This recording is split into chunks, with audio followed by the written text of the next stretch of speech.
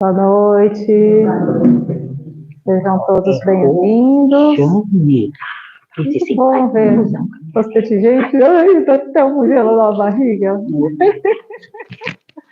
Então, bora lá, gente. Já estou acostumados, né, com o meu jeitinho de fazer o estudo. Eu gosto de ir lendo e fazendo a interpretação conforme eu vou lendo os trechos. Mas hoje eu vou começar diferente. Vou começar fazendo uma pergunta para vocês. Olha lá. No capítulo 16, com o título Servir a Deus e a Mamon, né? Vou pegar ler só esse trechinho para eu poder fazer a pergunta para vocês. A salvação dos ricos. Nenhum servo pode servir a dois senhores, porque ou há de aborrecer um e amar ao outro, ou há de entregar-se a um e não fazer caso do outro. Vós não podeis servir a Deus e às riquezas. O que vocês acham desse trechinho aqui, olha? Então, quer dizer que se a pessoa tem as riquezas materiais, ela não pode servir a Deus? Ou se ela serve a Deus, ela não pode ter as riquezas materiais? O que vocês acham? Alguém arrisca dizer alguma coisa?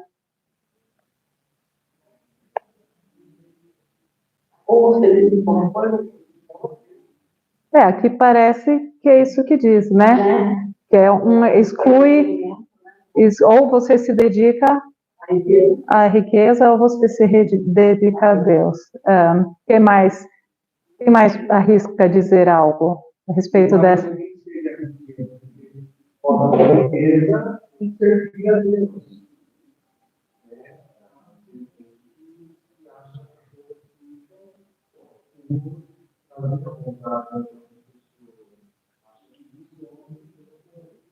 Então aqui, como é seu nome? O Tiago disse, então, que a riqueza pode estar em servir ao outro, em fazer a caridade, né? Não exatamente, como a Graça está dizendo também, ali, né? Eu acho que assim, quando se fala de riqueza, nós estamos aqui na Terra, nós precisamos, inclusive, da riqueza também. Mas isso significa de que forma isso será utilizado? Será que estão usando isso para o bem? Então, não é que ele não quer que você seja rico e só sirva a Deus. Você pode servir a Deus usando essa matéria para uma coisa relacionada a Deus, relacionada à parte espiritual. Então, eu só vou repetir por causa do pessoal da internet, para poder, como vocês não estão com o microfone, por isso que eu estou repetindo. Então, como é seu nome? Meu nome é Roxane. Roxane. Que nome mais bonito, gente. Eu sou assim, para mim, com o nome de uma rainha. A Roxane disse que, então, a riqueza não é excludente da salvação, diria, né? Que senão nenhum rico seria salvo. Esse é o grande questionamento, né? Então, será que Deus seria tão cruel assim, de que então ele pôs lá? Então, vamos lá pensar numa coisa. Será que todos os ricos estão condenados à danação eterna e os pobres já estão né, prontinhos para ir para o céu, né? Como seria? Uhum.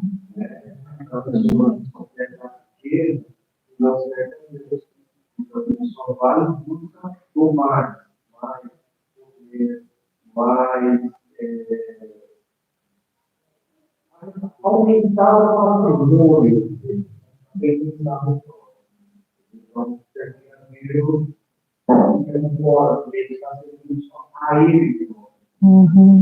O Tiago, então, aqui complementou, né, essas falas em relação à ganância. Então, seria essa riqueza que é excludente da salvação, seria a ganância, né, a avareza, aquele apego aos bens materiais.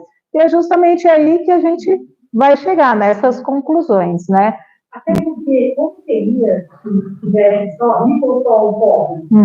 Se o rico não existisse, como ele iria ajudar os mais necessitados? Então, na verdade, teria que ter as duas coisas. Agora, é a forma que você exato. Então, a Roxane já complementou também dizendo que essa questão de ter essa dualidade, né? Precisa ter o pobre e o rico. Por isso que é assim, né? Deus é sábio, é o sábio supremo, né? Então, se existe essa diferença, algum fundamento, alguma utilidade tem. E aí seria essa questão de aprender, né? Tanto ao mais abastado auxiliar o mais sofredor, o que tem mais escassez, e como também o escasso, né? De repente sair da zona de buscar uma melhoria, uma prosperidade. Então, aqui, o que a gente consegue perceber é que não é contra a prosperidade. Prosperidade é a energia da evolução, da vida. Então, não quero dizer que ser próspero te condena, né? Então, é pelo contrário. Essa energia de evolução, de busca por melhora, ela é um impulso para a gente cada vez evoluir mais. Como a conclusão, né, desse papo aqui, então, é como o Tiago disse, que a gente não pode ficar de olho somente nos nossos desejos, né? Então, observar e tomar cuidado com a avareza, com a ganância, não com a ambição. A ambição é a disposição interna de querer melhorar, sair da situação que se está, da zona de conforto, para um lugar melhor. É um impulso evolutivo.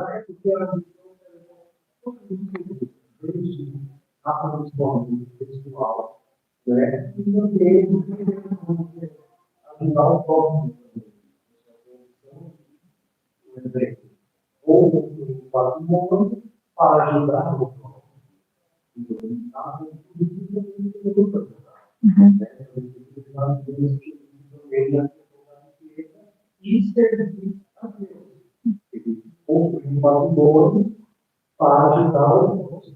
Sim, é importante a gente entender que a ambição, ela é o impulso que nos leva a evoluir em diversos campos da vida. Não só no patrimônio material, como no patrimônio moral, como no patrimônio espiritual, né? E a questão de caridade, a ambição é de conhecimento, é de evolução, é de aprimoramento de si mesmo, incluindo a reforma íntima, que é o mais importante de tudo, né? De observar aonde nós temos as arestas que precisam ser aparadas, que pode ser moldada de uma forma que isso nos leve para um degrau acima, né? De degrauzinho em degrauzinho, até a gente chegar num ponto mais alto. Bom, mas então vamos lá. Adorei esse papo aqui, dá um dinamismo e dá um despertar no nosso raciocínio, né? O que nós temos, quais são os nossos valores, o que a gente tem de conhecimento que nos leva a entender as palavras de Jesus. Então, aqui a gente vai ler alguns trechos e já vai também fazer a leitura da explicação que os espíritos nos trazem. Só que os espíritos, através do Allan Kardec, trazem uma explanação, uma elucidação daquilo que a gente não consegue entender do sentido literal das parábolas, né, ou das falas que nos são trazidas de Jesus daquela época, com diversas traduções e lacunas entre a língua original até a nossa linguagem, né? E todo esse tempo, essa história, essa cronologia também. Então, isso também, além de tudo, os dialetos, né? E aí a gente vai ler esse trecho e já vai para a leitura também. Eu vou resumir aqui. É importante que a gente leia depois com calma, mas eu vou pegar para a gente poder ter mais proveito da parte que é a explicação dos espíritos. Eu vou dar uma resumida aqui nos trechos do Evangelho, porque a gente já conhece, né? Se não conhece, vai lá e lê em casa, com mais calma. É importante depois ler de novo, estudar de novo. Por mais que a gente tenha tratado do assunto aqui, tenha trocado ideias, é importante a gente estudar depois no nosso íntimo, para a gente perceber qual que é a interpretação que a gente, personalíssima que a gente tem, né? Não, pode... Isso. Vem aí a ambição, né, ao conhecimento. Sim. É importantíssimo. Aproveite né, junta ali a oportunidade de se fazer muito bem colocado, graças. Assim, é uma oportunidade maravilhosa para a gente pensar nessa questão, de fazer o estudo do Evangelho no lar. Sim, perfeito. O estudo do Evangelho no lar é um estudo também sistemático. A gente pode fazer ou seguindo a sequência, né, de todo o Evangelho. É interessante porque tem lá no começo várias explicações de termos que são muito importantes, né? Então, esse estudo é legal, é super importante fazer na sequência ou também aleatório. Vamos abrir assim, né? O que hoje a gente precisa, né? Às vezes é importante porque é bem como um oráculo, né? A gente abre bem naquela parte que você precisava. Tem a palavra certinha para o momento, né? A gente sabe que tem todo o amparo espiritual e as respostas que a gente, dos nossos questionamentos, às vezes mais íntimos, que a gente nem está trazendo aqui para a consciência, mas é um questionamento lá bem íntimo. Ele vem a resposta no momento do Evangelho. Aí dá para pegar outras obras, né? Claro que obras que sejam confiáveis, né? De autores confiáveis, que não fujam da doutrina espírita, né? Isso é importante para que a gente entenda o que a doutrina quer nos trazer, qual que é a interpretação que a gente para a gente trazer para o nosso interior e assim trabalhar com todos os valores que a gente tem, tá? Sim, sim.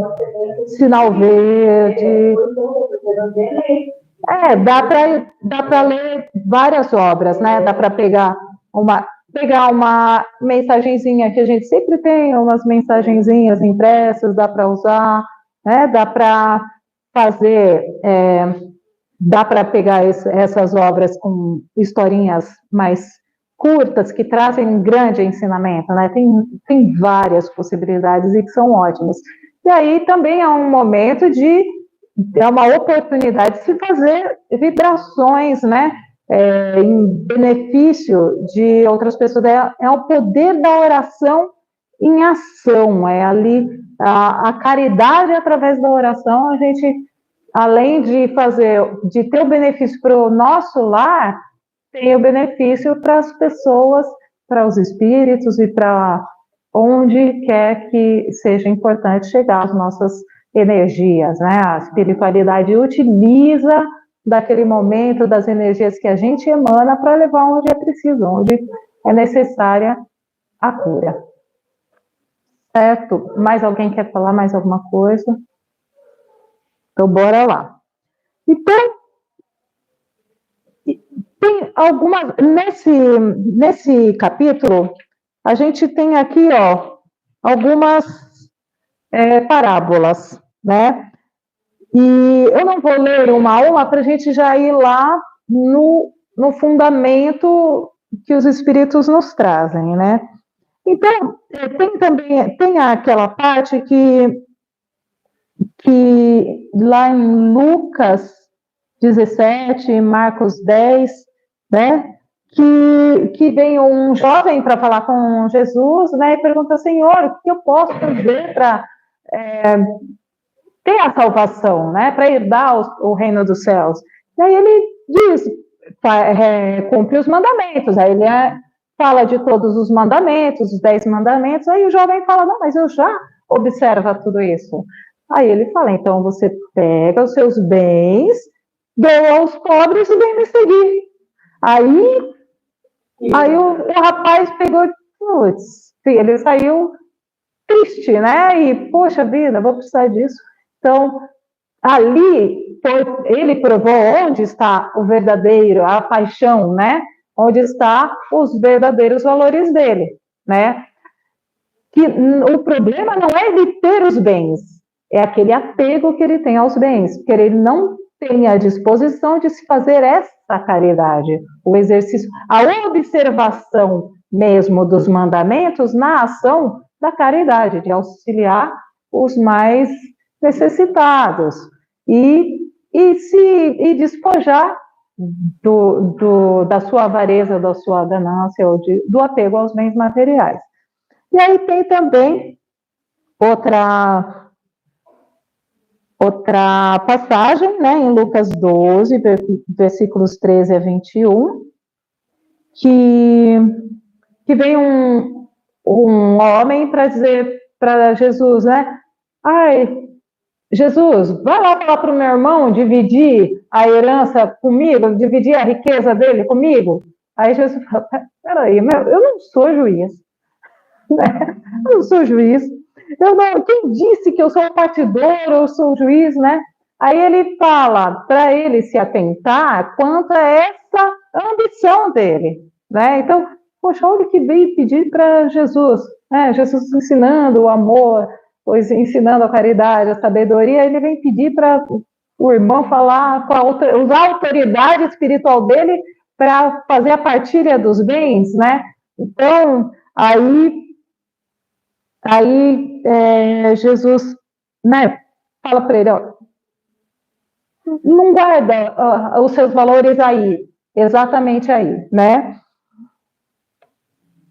Aí ele vê também ele fala da parábola, né, de uma parábola para esse homem, que teve uma pessoa que tinha lá o seu campo cheio de abundância, né? E aí começou a ter mais e mais frutos, aí ele não tinha onde guardar, que o celeiro dele já tinha lotado. Então, o que ele fez? Derrubou o celeiro, aumentou o celeiro e guardou tudo lá. Aí, quando ele guardou tudo lá, aí veio a hora dele. Aí Deus chamou ele, falou, Nécio, essa noite te virão demandar a tua alma, e as coisas que tu ajuntaste, para quem serão? Então, de que adianta acumular os bens? Ele já era mais do que ele precisava, né? Era muito mais do que ele precisava. Então, poxa vida, onde que vão ficar, né? Para quem que vai ficar? Você vai embora e o que você vai... Para quem vão ficar, né? Para que tanto? E aí também tem a parábola do Zaqueu, a passagem que fala do Zaqueu, né? Essa é bem conhecida.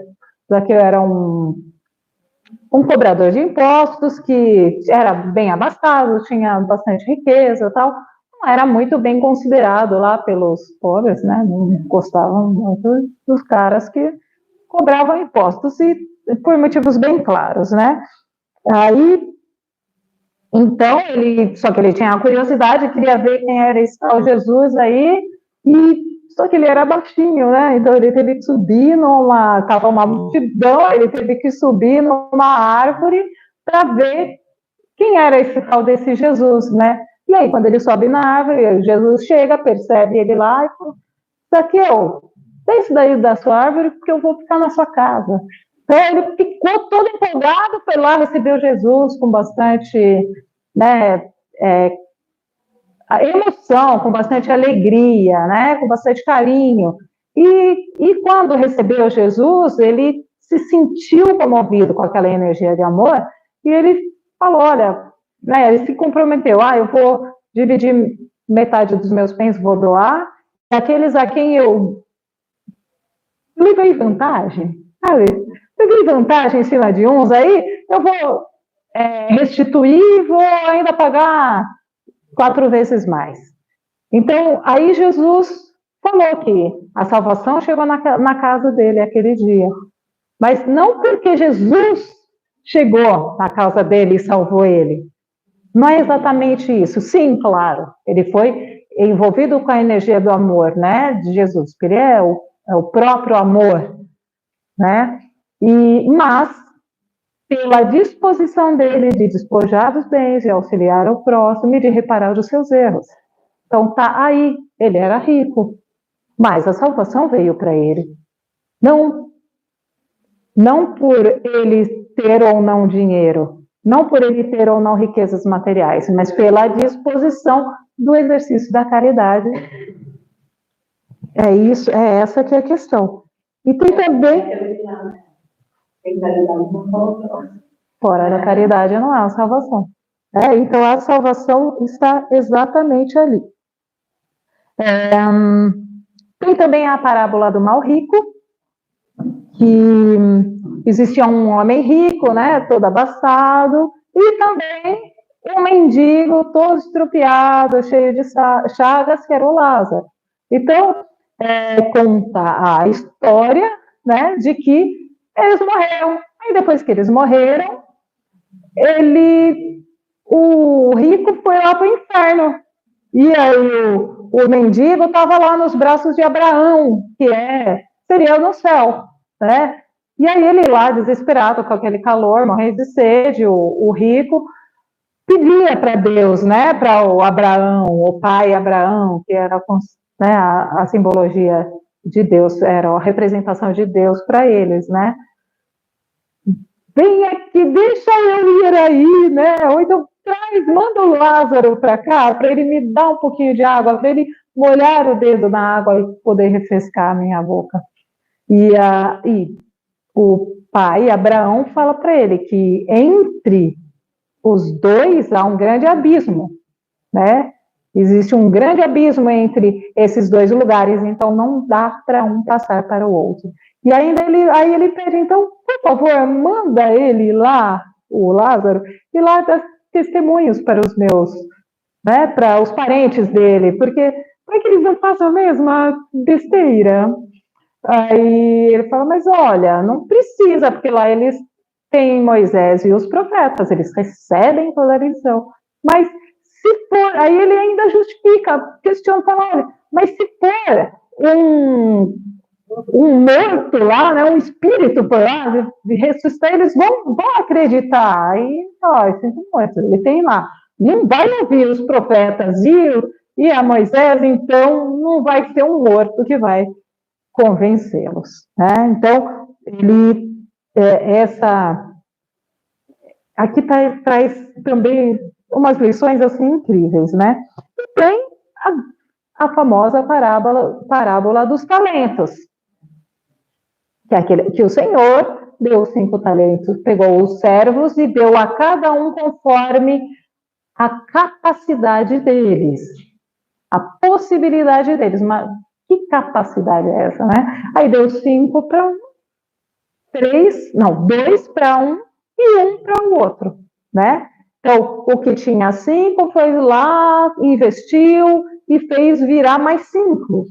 E o outro que tinha 2 foi lá, investiu, fez virar mais 2.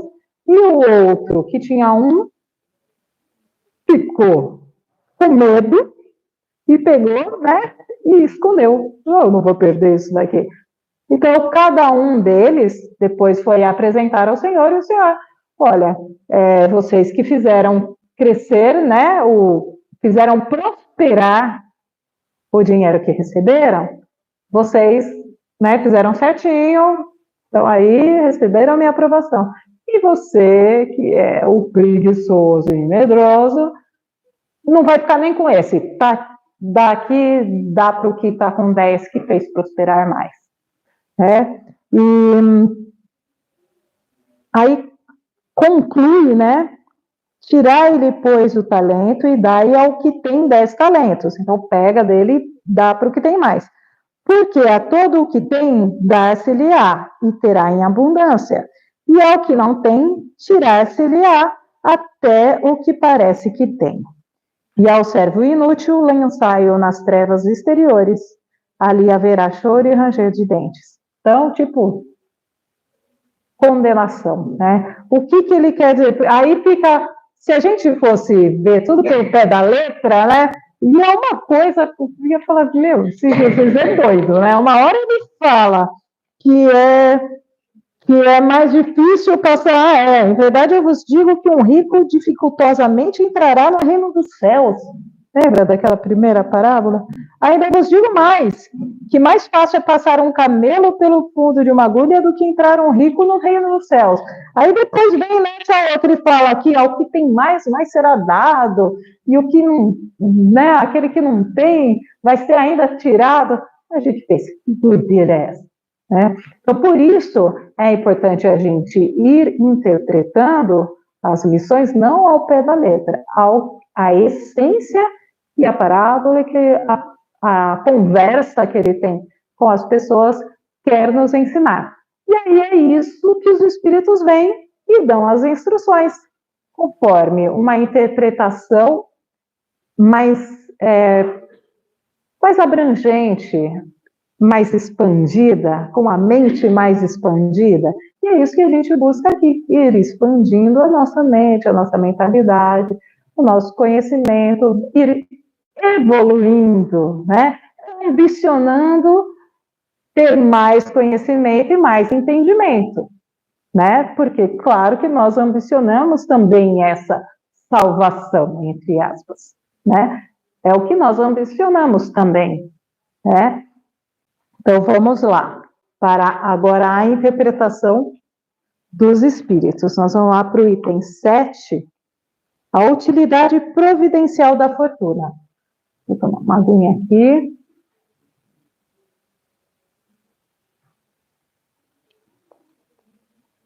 Cadê a Leila? Para eu saber. Leila, não está aí? Ah. Tá. Para eu saber o tempo, gente. Utilidade providencial da fortuna. Se a riqueza tivesse de ser um obstáculo absoluto à salvação dos que a possuem, como se poderia inferir de certas expressões de Jesus, interpretadas segundo a letra e não o espírito? Foi isso que a gente acabou de comentar, né? Deus, que a distribui, teria posto nas mãos de alguns um instrumento fatal de perdição, o que repugna à razão. A riqueza é, sem dúvida, uma prova mais arriscada, mais perigosa que a miséria, em virtude das excitações e das tentações que oferece, da fascinação que exerce. É o supremo excitante do orgulho, do egoísmo e da vida sensual. Porque, com mais possibilidades de desfrutar dos prazeres, é claro que, dependendo das nossas tendências interiores, do nosso desenvolvimento moral, se a gente tiver mais possibilidades de desfrutar de tudo isso, nós vamos tender a isso, né? Mas isso não quer dizer que seja a riqueza material que leve a isso, e sim a nossa disposição interna, moral, né, dentro dos nossos valores individuais. É o laço que mais poderosamente liga o homem à terra e desvia os seus pensamentos do céu. Produz tamanha vertigem que vemos quase sempre os que passam da miséria à fortuna esquecerem-se rapidamente da sua antiga posição, bem como dos seus companheiros, dos que os ajudaram, tornando-se insensíveis, egoístas e fúteis. Mas, por tornar o caminho mais difícil, não se segue que o torne inviável e não possa vir a ser um meio de salvação nas mãos do que a sabe utilizar, como certos venenos que restabelecem a saúde, quando empregados a propósito e com discernimento. Certos venenos, dependendo da dose, são remédios, né? Então, esse trecho aqui vem naquilo que a Roxane falou, né? De como vai se utilizar essa riqueza, né? É justamente isso que eles estão dizendo aqui. Quando Jesus disse ao moço que o interrogava sobre os meios de atingir a vida eterna, desfaze-te de todos os bens e segue-me, não pretendia estabelecer como princípio absoluto que cada um devia despojar-se do que possui e que a salvação só se consegue a esse preço, mas mostrar que o apego aos bens terrenos é um obstáculo à salvação. Aquele moço, com efeito, julgava-se quite com a lei, porque havia observado certos mandamentos, e, no entanto, recuava à ideia de abandonar os seus bens. Seu desejo de obter a vida eterna não ia até esse sacrifício. Então, olha aí, observar qual é o nosso apego. Mas será que só os ricos, aqueles que têm bens, têm apego? É? Será?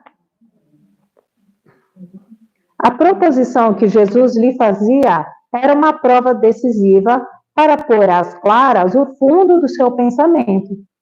Ele podia, sem dúvida, ser um padrão de homem honesto, segundo o mundo, não prejudicar a ninguém, não maldizer o próximo, não ser frívolo nem orgulhoso, honrar ao pai e à mãe. Mas não tinha a verdadeira caridade, pois sua virtude não chegava até a abnegação. Eis o que Jesus quis demonstrar. Era uma aplicação do princípio, fora da caridade não há salvação. Então, na verdade, Jesus não queria que ele se desfizesse dos bens. Ele queria mostrar para ele que o que é que ele precisava melhorar dentro dele, que era esse apego, né? Esse apego. E, de repente, perceber que ele não era tão perfeito assim, como às vezes a gente, né, a gente que é espírita tem uma mania também de achar que já sabe de tudo, que é perfeito. Eu já sei mais, né, então, porque, né, coitados dos irmãos, nem sabem disso, dessa verdade, né? Aí a gente, quando se depara com uma mazela nossa, né? Porque a vida vem em ensina, né, gente? É uma beleza. Eu nem quero comentar das experiências que eu tenho, porque tudo é aprendizado, né? E aí a gente... Exatamente. E aí, quando você tem mais conhecimento, né, Elaine? Quanto maior o conhecimento, maior a responsabilidade. Aí a gente tem o conhecimento, a gente pensa que já sabe. Só que não sabe nada. Sabe por quê? Porque a gente tem o conhecimento, estuda aqui, sabe tudo na teoria. Na hora da prática, meu amigo, aí a gente vai passar pela prova. Principalmente quando a gente tem mais conhecimento. Quanto mais a gente conhece, a gente se esclarece, a gente vai precisar depois passar pela prova, porque a gente está numa grande escola, né? Então, nós temos várias e várias lições. Mas a gente passa pela prova também, né? Para ver se a gente aprendeu a lição. Se a gente não aprendeu, a gente vai passar pela mesma prova depois? Mas não é nada. Mais pesadinha, né? A gente vai subindo de série, né, professora? Né, professora? A gente vai subindo de série, né? E aí a gente chega numa pós-graduação, no mestrado, né? Aí vai. Bom, vamos lá. Até perdi. A consequência daquelas palavras tomadas na sua mais rigorosa acepção seria a abolição da fortuna, como prejudicial à felicidade futura e como fonte de incontáveis males terrenos. E isso seria também a condenação do trabalho, né, que a pode proporcionar, consequência absurda, que reconduziria o homem à vida selvagem, e que, por isso mesmo, estaria em contradição com a lei do progresso, que é a lei de Deus. Então, se a gente fosse tomar o pé da letra, ia dar ruim, porque, bom, já que se eu for rico, né, então eu vou ter a da nação, então melhor eu não trabalhar, ficar aqui miserável mesmo, nem buscar uma evoluçãozinha material. Então, isso seria contra a lei do progresso, né? Se a riqueza é a fonte de muitos males, se excita tantas más paixões, se provoca mesmo tantos crimes, não é a ela que devemos ater-nos, mas ao homem que dela abusa, como abusa de todos os dons de Deus. Pelo abuso, ele torna pernicioso o que poderia ser-lhe mais útil, o que é uma consequência do estado de inferioridade do mundo terreno. Se a riqueza só tivesse de produzir o mal, Deus não o teria posto na terra. Cabe ao homem transformá-la em fonte de bem. Se ela não é uma causa imediata do progresso moral, é, sem contestação, um poderoso elemento do progresso intelectual. Então, tem também o seu fundamento. É também uma facilitadora e promotora do conhecimento intelectual. E quando a gente tem mais possibilidades de acesso ao conhecimento, é claro que a gente tem de diversas formas, mas facilita bastante, né? Quando se tem um poder aquisitivo maior. Só que aí me veio um detalhe que eu ainda não tinha. Eu estudei várias vezes e agora me veio mais um detalhe aqui. Quando ele fala que como abusa de todos os dons de Deus. Então, a questão não é a riqueza, os bens materiais, é o abuso. É o abuso.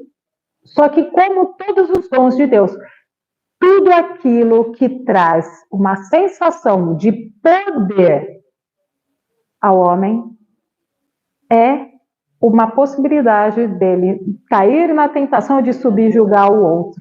Porque o problema não é nem o poder e nem o dom. Pode ser o poder de conhecimento, ele se sente superior e mais do que o outro e quer humilhar. Pode ser também o poder financeiro, sim, mas pode ser outro poder também. Em hierarquia, dentro de uma família, ou, né? Oi? Beleza, olha só, eu sou mais do... Sim, tanto quanto a riqueza, mas qualquer tipo de poder. Porque o problema, né, qualquer dom, qual o problema de ser bonito demais, excessivamente bonito? É um dom divino, né? Qual é o problema da prosperidade? É um dom divino. O problema não está nos dons, nos poderes, está no orgulho. Está no orgulho, na vaidade, que é fruto do orgulho, né? Então, o egoísmo, o orgulho, a vaidade, que são as energias propulsoras da perdição. Não é a riqueza, não são os dons, não é o poder. Então, toda vez que a maioria das vezes que um homem se sente com poder acima dos outros, pode ser de governança, né, gente? Pode ser de governança. Fala.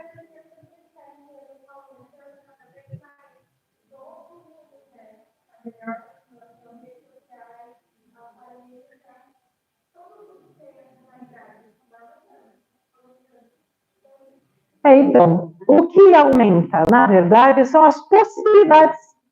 Então, mais pessoas têm possibilidades de chegar a isso. Só que, será que a gente evoluiu também, de acordo com todas essas possibilidades que aumentaram, moralmente?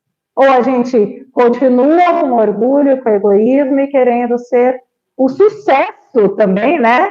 O sucesso também é um dos dons não é? É um dos dons que pode ser utilizado de uma forma. A gente tem grandes palestrantes espíritas, pessoas, grandes escritores e pessoas muito. É mais famoso que o Chico, gente.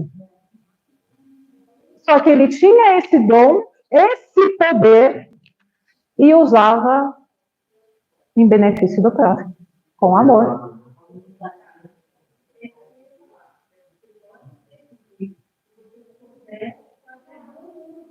Isso.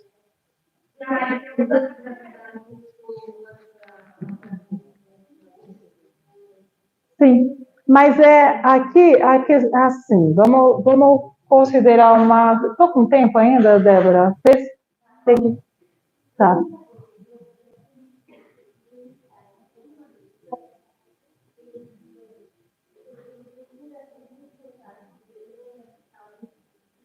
Uhum. Para não se perder. Por quê? Porque é o que, como a gente viu aqui, é uma grande tentação. É o caso de Chico. Então, muitos missionários, profetas, bem despojados desses poderes de beleza, até de saúde, né? Até de saúde. Por quê? Porque acontece, cai aonde, como é seu nome? Onde a Júlia falou, que as pessoas estão mais e mais tendo mais possibilidades desses acessos, desses poderes de sucesso, né? De prosperidade, de riquezas materiais e de beleza, vaidades, e elas estão utilizando para proveito dos próprios desejos, né? Por quê? Porque existe, faz parte da nossa prova de evolução ter esse peso, esse negócio puxando. Porque como a gente vai fazer como a Débora, eu sempre lembro da Débora, quando eu vou fazer a tal da prancha, gente. Quando a gente vai treinar, a gente faz aquela infeliz daquela prancha. Você está ali, ó, parado, aguentando o peso do seu corpo. Para quê? Para ficar mais forte. Então, quando a gente recebe todas essas possibilidades, a gente precisa não perder a sustentação, que é o que? A evolução moral. É para isso que a gente está aqui, é uma escola de evolução moral. Entende? Então, a gente está, assim, cada vez mais tendo essas possibilidades e a gente está num período um pouco melhor de evolução moral.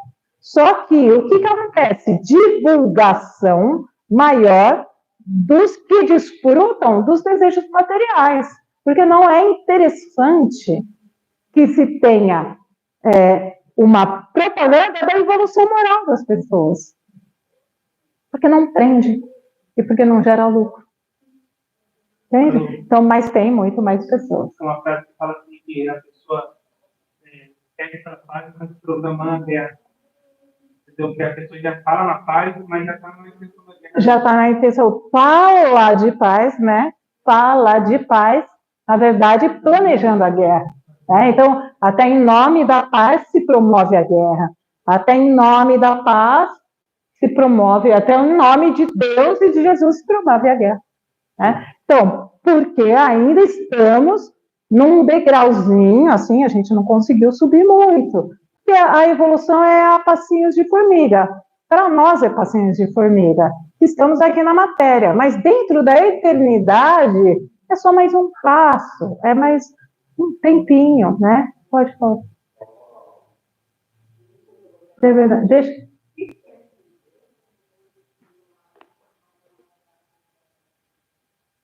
Será? Tem alguma? Cícera?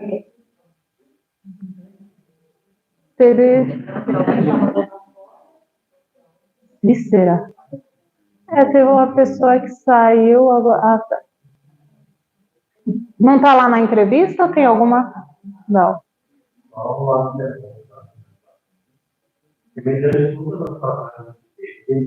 Quando a parte material é que ele gosta da parte espiritual. Então, fica diferenciado, pode voltar na questão de Abraão, que ele fala, Eu acho que hoje em dia, basicamente, o abismo entre os dois, para nós, cresce muito mais facilmente do que o mundo. Todas as formas que a gente tem de acesso à informação, divulgação, sobre a rede, hoje em dia fica mais difícil. A globalização dessa diminuição de linhas de produção. Então, acho que nessa parte para nós é muito mais difícil a solução, porque está muito mais propenso a cair em tentação, a um simples, como é o celular. Banal, porque a nossa vida, a gente nunca tem, muitas vezes, a gente perde a nossa própria graça por uma inveja de um post de alguém no Instagram. Um hater naquilo que você fez, né? Invalidando o que você...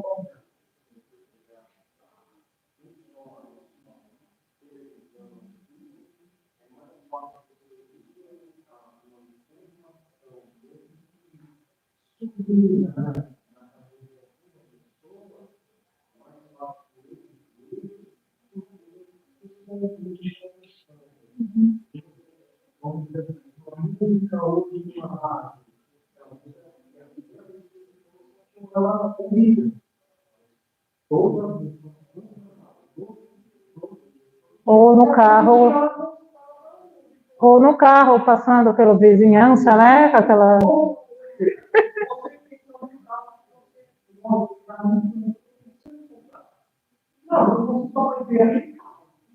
Porque aí existe... isso daí dá uma palestra toda só nesse comentário.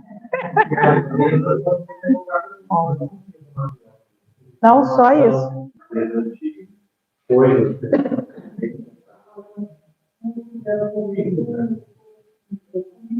Uhum.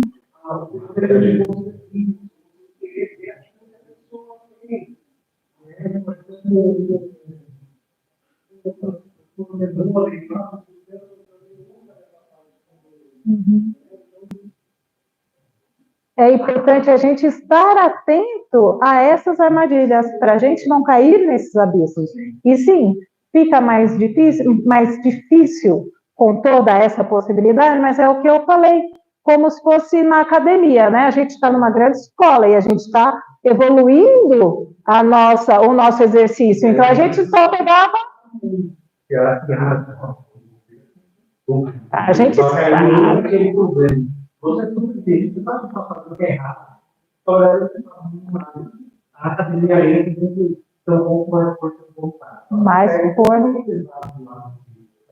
Que a gente tem. A diferença é que a gente está consciente. Um pouco mais. Um pouco mais. Né? Bom, gente, está na hora da gente encerrar, mas lembrando que é um exercício, e a gente vai evoluindo o exercício como na academia. A gente primeiro começa com a halterzinha de meio quilo, 1 quilo, daqui a pouco 5 quilos, daqui a pouco está levantando 100 no supino. Por isso que nós temos mais tentações. Então, a gente vai, isso daqui, esse estudo ainda dá pano para manga, a gente vai voltar nesse tema, tá? Mas a gente precisa observar no nosso dia a dia essa questão. Então, se a gente está passando por mais provas e mais tentações, é porque a gente está na condição, não é desvantajoso, não é injusto. É que a gente já está num grau de evolução que a gente já tem condições. Então, vamos prestar atenção nisso e vamos fazer o evangelho no lar e bora. Gratidão, pessoal, pela paciência. Gratidão, gente, pela participação. Foi muito gostoso hoje, bem dinâmico participar aqui. Gratidão.